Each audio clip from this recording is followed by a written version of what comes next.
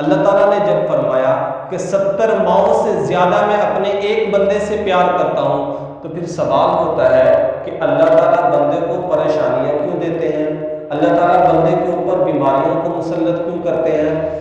ماں تو یہ نہیں چاہتی کہ میرا بیٹا بیماری کے اندر مبتلا ہو، ماں تو یہ نہیں چاہتی کہ میرے بیٹے کا ایکسیڈنٹ ہو جائے، ماں تو یہ نہیں چاہتی کہ بیٹا کسی حادثے میں فوت ہو جائے۔ جب ایک ماں، دنیا کی ماں، یہ التجا نہیں رکھتی، یہ توقع نہیں کرتی، یہ چاہتی بھی نہیں ہے کہ میرے بیٹے کے ساتھ ایسا معاملہ ہو، تو وہ رب جو 70 ماؤں سے زیادہ پیار کرتے ہیں، وہ کیوں بندے کو تکلیف دے دیتے ہیں؟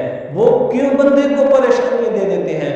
وجہ یہ ہے، اللہ تعالیٰ یہ چاہتے ہیں کہ میرا بندہ اب اس طرح نیکی کی زندگی نہیں گزار رہا، زیادہ نیکی تقوی والی زندگی نہیں گزار رہا، لیکن اب مجھ سے دعائیں بھی کر رہا ہے، تو کسی صورت میں اس کی دعائیں کو قبول کرنی ہے، اللہ تعالیٰ اس کے اوپر بیماری کو مسلط کر دیتے ہیں، اور بیماری کی وجہ سے اسے گناہوں کو معاف کر دیتے ہیں۔ ایک صحابی کے پاؤں کے ایڑی کے اندر کانٹا لگ گیا، حضور صلی اللہ علیہ وسلم کے پاس آئے، آ کر کہنے لگے، حضور صلی اللہ علیہ وسلم نے فرمایا کہ اس ہلکی سی تکلیف پر اللہ نے تیرے ایک گناہ کو معاف کر دیا ہے۔ سوچیں کہ ہلکا سا ایک کانٹا لگا اور انسان کے گناہ معاف ہو گئے۔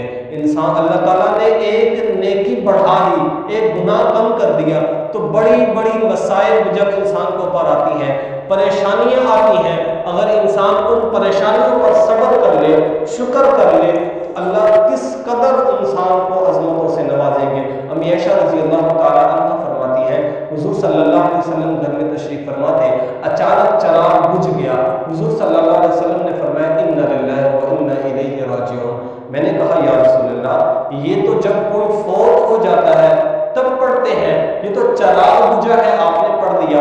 حضور صلی اللہ علیہ وسلم نے فرمایا عائشہ، یہ چراغ بجھنے پر میں نے غم کا مظاہرہ کیا، میں نے انا للہ پڑھا، مجھے ثواب مل گیا۔ آپ یہ سوچو کہ ایک چراغ بجھنے پر مجھے اتنا اجر مل گیا، جب کسی کی زندگی کا چراغ بجھ جاتا ہے تو لوگ صبر کرتے ہیں، ان کو کتنا اجر ملتا ہوگا، کس قدر ان کو اجر ملتا ہوگا، یہ ہم سوچ بھی نہیں سکتے۔ لیکن وجہ یہ ہے کہ ہم خرافات کے اندر مبتلا ہو کر، ہم رسومات کے اندر مبتلا ہو کر اپنے اس اجر کو ضائع کر دیتے ہیں۔ اللہ تعالیٰ بسا اوقات انسان کی وجہ سے اس کو مصیبتوں میں گھیر لیتے ہیں۔ بعض اوقات انسان نے دعا کی ہوتی ہے، جیسے ایک شخص دعا کرتا ہے، یا اللہ مجھے کل قیامت کے دن حضور کے ہاتھ سے حوض کوثر نصیب فرمانا۔ اب اس کے پاس اعمال تو ایسے ہے نہیں، نیکی تو اتنی کرتا نہیں کہ جو حضور کے ہاتھ سے حوض کوثر ملے، اللہ تعالیٰ اس کو بیماری کے اندر مبتلا کر دیں گے، پریشانی کے اندر مبتلا کر دیں گے، اور اس پریشانی کو اس حوض کوثر پلانے کے لیے بہانہ بنا دیں گے۔ یہ بیماری بہانہ بن جائے گی اس کی بخشش کا، یہ بیماری اس کی شفاعت کا بہانہ بن جائے گی۔